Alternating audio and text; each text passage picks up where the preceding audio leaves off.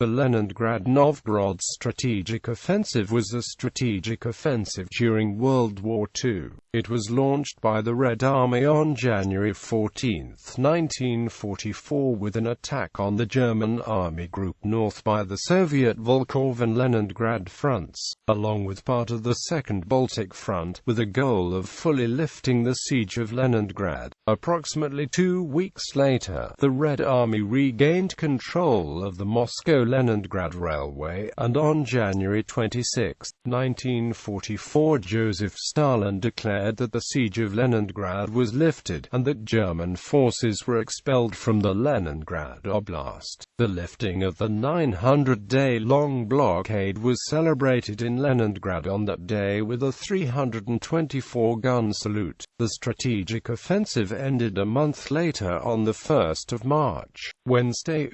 ordered the troops of the Leningrad Front to follow an operation across the Nova River, while the Second Baltic was to defend the territory it gained in pursuit of the German 16th Army Corps. The Germans had suffered nearly 72,000 casualties, lost 85 artillery pieces ranging in caliber from 15 cm to 40 cm, and were pushed back between 60 to 100 kilometers from Leningrad to the Luga River, but inflicted a heavy toll on the Soviets, who suffered 313,953 casualties during the offensive. Background: after Operation Barbarossa, German troops had encircled Leningrad, and the Siege of Leningrad began. Several operations had been designed by the Soviet commanders in the area to liberate the outskirts of Leningrad from the Germans. In the fall of 1943, preparations had begun to design another plan to retake the outskirts of Leningrad from the Germans. After the only partially successful Operation Iskra in January of that year, which had followed the failed Sinovino offensive of late 1942. The first staff meeting was held on September 9, 1943, 2 years and a day after the beginning of the siege. Two plans, Neva I and Neva II, were conceived. Neva I was to be implemented if the Germans, pressured on different fronts, withdrew the forces from Leningrad on their own accord to reinforce the pressured areas. Both St. and Leningrad believed this was possible. Neva II, therefore, would be implemented if the Germans did not withdraw from Leningrad within the coming months. The offensive would be three-pronged, driving from the foothold at Oranienbaum that had been captured earlier that year, the Pulkovo Heights, and from the fortifications around Novgorod. The offensive was planned to start in the winter, when sufficient amounts of troops and artillery could be moved across the ice without incident. Preparations. Soviet. The Baltic Fleet had been assigned the task of transporting the Second Shock Army under the command of Ivan Fedyaninski over Lake Ladoga to Oranienbaum. From November 5, 1943 onwards, the fleet transported 30,000 troops, 47 tanks, 400 artillery pieces, 1,400 trucks and 10,000 tons of ammunition and supplies from the wharves at the Leningrad factories, Kanat and the naval base at Lizyanos to Oranienbaum. After Lake Ladoga froze, another 22,000 men, 800 trucks, 140 tanks and 380 guns were sent overland to the jump-off point. When the shipments were complete, the artillery was positioned along the entire length of the Leningrad, Second Baltic and Volkhov fronts at a concentration of 200 guns per kilometer, including 21,600 standard artillery pieces, 1,500 Katyusha rocket guns, and 600 anti-aircraft guns. 1,500 planes were also obtained from the Baltic Fleet and from installations around Leningrad. The total number of Soviet personnel prepared for action was 1,241,000 against the 741,000 German troops. A final meeting took place on January 11 in Smolny. General Govorov, the top Soviet commander on the Leningrad front, had listed his priorities.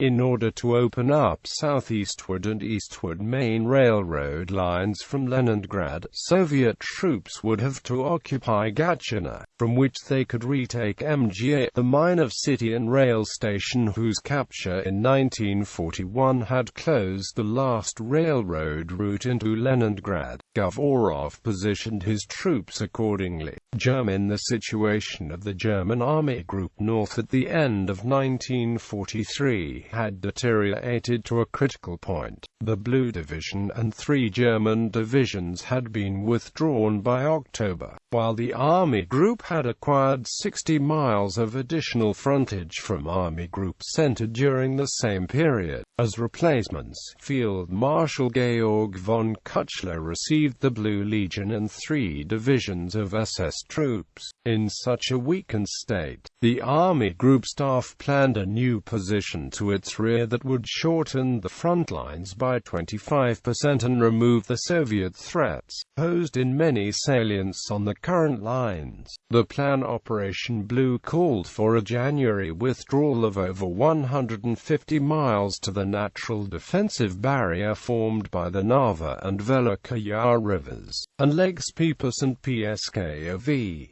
This position, the so-called Panther Line, was buttressed by fortifications that had been constructed since September. The retreat would be carried out in stages, using intermediate defensive positions, the most important of which was the Rollbarn Line formed on the October Railway running through Tosno, Lyuban and Chudovo. They're the 2 most exposed Army Corps. The 26 and 28 would regroup and catch the breath before proceeding farther back to the positions in the Panther Line. The fate of Army Group North turned for the worse in the new year, for Hitler rejected all proposals for an early withdrawal into the Panther position, insisting that the Soviet forces be kept as far as possible from Germany and that they be forced to pay dearly for each meter of ground. Finally, Hitler transferred 3 more first-rate infantry divisions out of Army Group North to reinforce Erich von Manstein's Army Group South as it reeled back from the Dnieper River under continuous Soviet assault.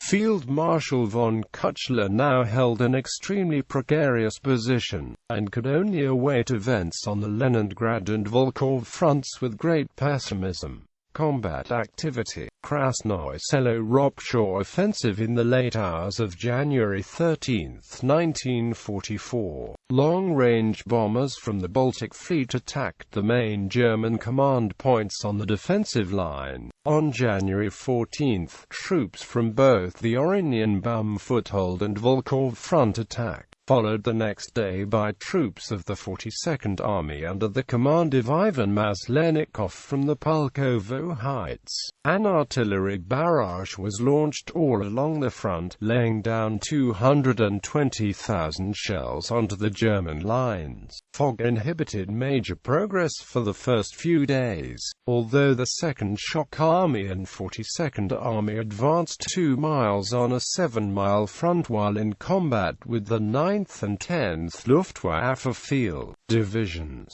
and the Volkhov front pushed the Germans back about 3 miles. It thawed on the 16th, and the 2nd Shock Army managed to move forward 23 kilometers. On the 19th, the 2nd Shock Army captured Ropshore and the 63rd Guards Rifle Division, part of the 42nd Army, drove the Germans out of Krasnoye Selo. By January 26, German troops had been pushed 100 kilometers away from the city, and the Moscow-Leningrad railroad line had been opened. The next day, Stalin declared the city to have been relieved, and Leningrad celebrated with a red, white and blue salute from 324 Katyusha rocket launchers and artillery pieces at 8 p.m., which was inconceivable during the siege due to blackout. Novgorod Lugar offensive. Stara Rossa Novozhev offensive. King Isaac Gdov offensive. Aftermath. Bibliography. Salisbury, Harrison Evans, The 900 Days, The Siege of Leningrad, Da Capo Press, ISBN 0306812983. XX. Moscow, Russia. Glantz, David M. The Battle for Leningrad 1941–1944. Kansas University Press. ISBN 0706120884.